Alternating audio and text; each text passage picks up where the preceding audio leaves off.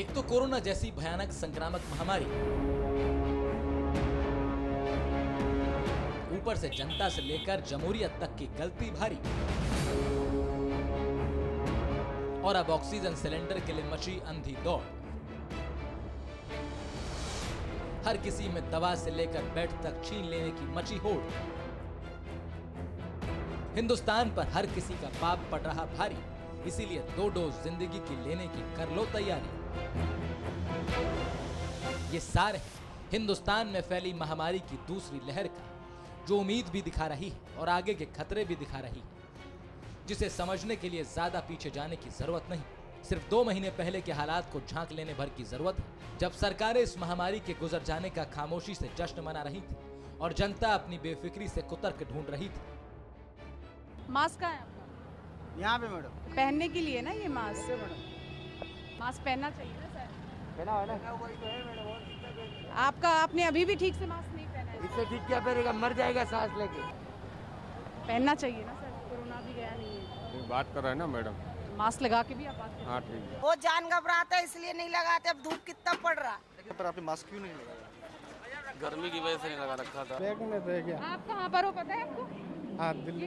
कहाँ पर? सॉरी गलती हो गया। ये यहाँ पे क्रॉस लगा था, आपने नहीं देखा था? यहाँ नहीं बैठे। लोग तो बैठे नहीं आप बैठे। नहीं मैडम नहीं देख पाया। नहीं देख पाया।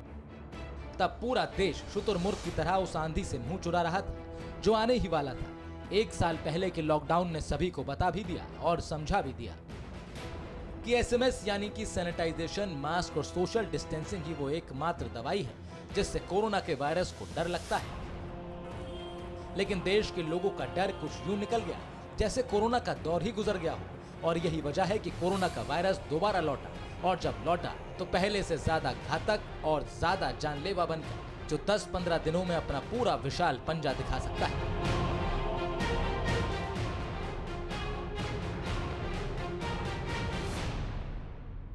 The way out can be small, not too long. I don't say lockdown, periods like 10 days or 12 days and then opening up and then 10 days and 12 days, so that we break the chain of transmission and the load which will happen in the healthcare facility. इस आपदा को बिना जरूरत अस्पताल पहुंचने, घर में दवा भर लेने या फिर इमरजेंसी के लिए ऑक्सीजन जुटा लेने की हिंदुस्तान की मानसिकता ने और भी विकराल बना दिया है। लेकिन उम्मीद की 2 किरणें अभी भी बाकी हैं। पहली उम्मीद, संसाधनों का गैर जरूरी इस्तेमाल बंद करें, और दूसरी, 1 मई से जब टीका मिले तो सभी टीका सेंटर जरूर पहुंचे, ताकि पिछली गलतियों का प्रायश्चित पूरा हो जाए तो देश राहत की सांस ले सके। अब तक का अनुभव और ICMR की रिसर्च बता रही है कि जिसने भी टीका लिया वो कोरोना से जीता है। हिंदुस्तान में वैक्सीन की 2 डोज लेने के बाद 10,000 लोगों में से सिर्फ 2 से 4% लोग ही कोरोना संक्रमित हो रहे हैं। यानी टीका लेने के बाद कोरोना होने का खतरा मामूली है, लगभग ना के बराबर है। ये ग्राफ देखिए, इसमें बताया गया है कि देश में मौजूदा कोवैक्सीन और कोविशील्ड टीके का असर क्या है। कोवैक्सीन का पहला और दूसरा डोज लेने के बाद अब तक 0.04% लोग ही कोरोना संक्रमित हुए हैं। कोविशील्ड लेने वालों में पहली डोज के बाद 0.02 और दूसरी डोज के बाद 0.03% लोग ही कोरोना संक्रमित हुए हैं।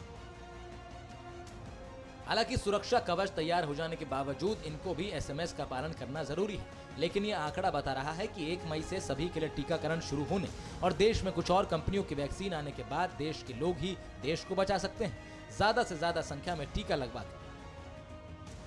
भारत में भी कोरोना के एंड गेम की बस एक ही सूरत दिख रही है, और वो है कोरोना का टीका, जिस मोर्चे पर भारत ने बहुत ही नुकसान उठाया है। भारत में अब तक हर 10 करोड़ वैक्सीन डोज में से 44 लाख डोज बर्बाद हो रही हैं, जिसकी 2 मुख्य वजह है, सरकारों की नाकारा मैनेजमेंट और टीका लगाने में झिझक। और इन 2 वजहों ने लाखों लोगों का सुरक्षा कवच छीन लिया। इसीलिए जो डोज देश को 2 महीने बाद आने वाली बर्बादी से बचा सकती है, उसके लिए तैयारी अभी से जरूरी है। परवाह देश की, सोमवार से शुक्रवार रात 10 बजे TV9 भारतवर्ष पर।